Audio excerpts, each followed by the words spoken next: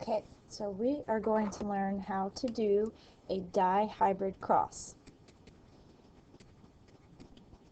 This is a cross between two parents while looking at two different traits. Alright, so let's stick with the guinea pig example. We've got one trait is fur length, and we can have short fur, which is dominant, and we can have long fur, which is recessive. Then eye color, we can have black, which is going to be dominant, or we can have red, which is recessive. Okay, so what you do, you've got two parents. Let's say both parents are heterozygous for each of these traits. Alright, so that means you've got one parent who is heterozygous for fur length, so he's got one big L and one little l.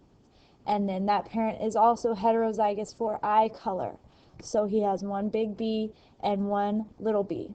So this parent overall is going to have short fur and black eyeballs. Alright, now we want to cross it with, let's do a parent that is homozygous dominant for both of the traits. So that means he's going to have two big L's for fur length, and he's also going to have two big B's for eye color. So he's going to have short hair and black eyes also. I'm just going to write that in red so we can keep them separate. Okay, so remember, let's go ahead and take this over to the next page. What we want to do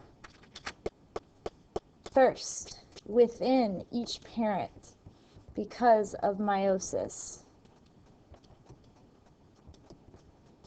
we segregate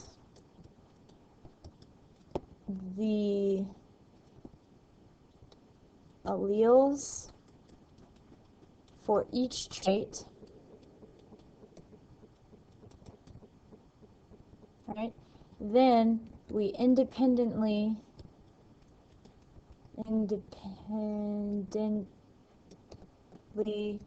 assort those alleles into gametes, and we put gametes outside of the Punnett square. So the first thing we need to do is make those gametes. So we separate, remember, meiosis is going to happen within one parent. So we're not mixing the two parents together yet. We're staying all in the same parent. We're separating each allele for each of the traits, and we're combining them as many ways as possible. So we're going to do the little rainbow thing. We're going to combine one L and B. We get that. Here, why don't we do this in blue? Keep with what we're doing. Okay. Then we're going to combine the first L and the second B. It's going to be little b. Then we're going to combine the second L and the first B. Little L, big B. Then we're going to combine the second L and the second B. Right? So each one of these is a gamete. This right here is one gamete. Each gamete has one allele for each trait. Right? Now we're going to do the same thing here. We're going to have first L and the first B. Let's make big L, big B. First L and the second B. Okay, second L and the first B. And these are all going to end up looking the same because this parent is homozygous for both traits. Okay, so now we want to cross these two parents. All right, and again, we're going to take these gametes and we're going to copy them to the next page. So remember those, oh, and this one. Hey. Now, all of these, there we go, got all of them. Each one of those LBs are gametes. So we're going to put one gamete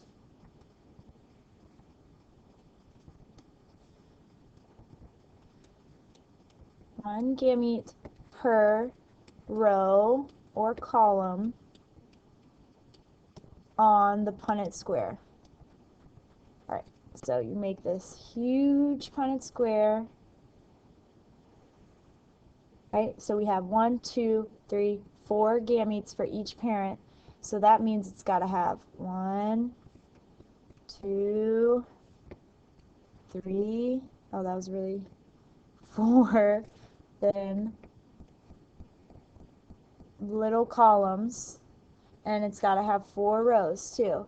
So we're going to take 1, 2, 3, and 4, and we're going to put 1 gamete on each column.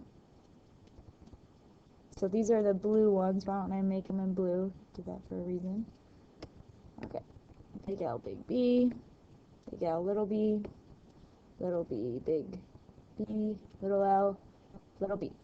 Then we take the red parent and put its gametes, that should be a big L, all the way down the side, 1 gamete in each, on each column or row. Hey, I wanted that to be black. Alright, so now in order to combine them, you do the same thing. You take same thing as the original Punnett square, except you do it twice. So you take both of the L alleles and combine them. So you have 1 red L, big L, and another big L. And you have 1 big B and another big B. But these are coming from different places. So you can either do it where you are matching up like this on the corners, or you can do it the other way, which is where you take this blue big L and take it all the way down, and then you take the blue B, skip a space, and take it all the way down. Alright, so you take this big L all the way down, and the little b all the way down, little L all the way down, big B all the way down, little L and a little b. Okay, then you take all the ones from the side and you bring them over. So you've got a big L and a big B to put in. Big L, big B, big L, big B. Same here, big L, big B. I didn't make these big enough. But what you want to do is always have L first and then B. So both L's first and then both B's. And then you want to think within the L's, put the capital first if you can, and within the B's put the capital first. So I wouldn't want to, so like on this box right here on the bottom right, I would not, even though I've got 2 capitals here, I'm still going to go capital, lowercase, because I want to keep the 2 L's together. So I've got a big one and a little one, and then I want to keep the 2 B's together as well. Okay, so that's pretty cramped in there, but if you look, so these are guinea pigs, So this possible guinea pig offspring right here would end up with 2 big L's and 2 big B's, meaning it has short fur, because that was the dominant for the L, and it has black eyes. Okay, but this one down here, it's big L, big B, little b. It is going to have short fur, and it's going to have black eyes. So this is still simple dominance, even though these are heterozygous. For both of them, the dominant trait's the only one that shows up. Okay, so let's do one more. Let's do parents that are heterozygous for both eye color and hair length. So both parents are the same genotypes. Get a little bit bigger this time. This is a good way to do it so you don't run out of space like I did on the last one. Divide it in half and then divide each half in half. Then they end up being more even. Right? So we know we want to take within each parent, you want to do the little rainbow thing and make as many combinations as you can for the possible gametes. So you take the first L and the first B, and put it here. Then you take the first L and the second B, and put it there. Then you take the second L and the first B, combine them. So remember, we're keeping the L's first, even though that's lowercase and the B is capital. Then you take the second L and the second B, you put them together. All right. Then you take the other parent, do the same thing. First L, first B. First L, second B. Second L, first B. Second L, second B. All right. Then we're going to end up with offspring that look like this. Big L, big B, big B. Big L, big B, little b. Big L, big B, big B. Big L, big B, little b. Right? And we got big L, big B, little b. Big L, little b, little b. Big L, big B, little b. Big L, little b, little b. Okay, big L, big B, little b. Big L, 2 little b's, 2 little L's, big B, little b. 2 little L's and 2 little b's. All right. Big L, big B, little b. Big L, little b, little b. 2 little L's and a big B, little b. And 2 little L's and 2 little b's. All right. So that means that, let's see, if you want to start doing ratios here, most of the time, by the time you get to a dihybrid cross, no one cares about the genotypic ratio at this point. I mean, I could still ask you and you could still figure it out, but phenotypes are more common here. So if I wanted to know what % chance do I have of having a guinea pig baby that has long fur and red eyeballs? Okay, so I would look and I'd say, well, I know that means long fur is dominant, so I'm looking for something that's either this or this for fur, and red eyes is recessive, so I know that it can only be 2 little r's. So let's circle what would have long fur and red eyes. Now, not this. Wait, no. Oh no, I made a mistake. Long fur is recessive. So I'd have to have 2 little L's and 2 little R's. Oh my goodness, not R's, B's. Hello. All right, so you go and you look, how many do I have that have little b's and little R's? Little b's. Got this one, and I believe that's it. So long fur and red eyes, I have 2 out of 16, which equals 1 out of 8. Those are my chances. Okay, what if I wanted to know the chances of having a guinea pig baby with short fur and red eyes. So now short fur is dominant. So now I know that the short-furred guinea pig is either going to have two big L's or one big L and one little L to show up short fur. And red eyes are still little b, little b. So I got to find something that has little b, and then either big L, or big L, little L. So let's do this one in red. Red. So I'm looking for short fur and red eyes. So it's not going to be those. Those are going to have long.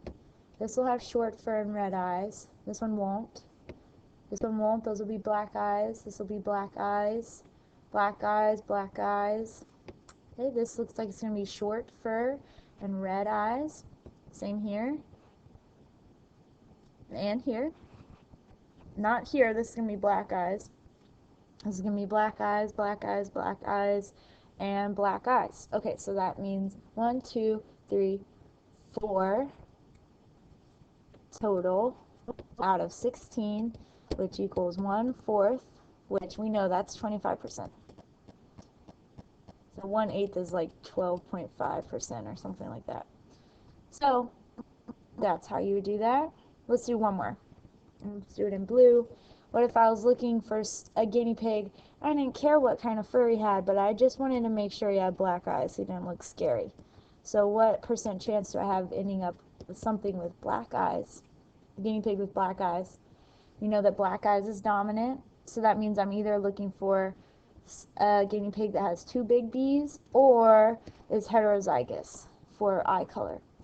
So that means this one will be black eyes, this one black eyes, black, black. This will be red, that'll be red eyes, those will be red eyes. This is going to be black eyes, black eyes, black eyes. This one too, and this one, not this one, that'll be red eyes, this will be red eyes, and this will be red eyes. So I've got 1, 2, 3, 4, 5, 6, 7, 8, 9, 10 out of 16 will have black eyes, and that's going to reduce down to 5 out of 8, which I'm not even going to pretend like I know that percentage. But you have a 5 out of 8 chance of the guinea pig baby having black eyes. So that's how you do a dihybrid cross, and that's how you analyze them. Okay, good.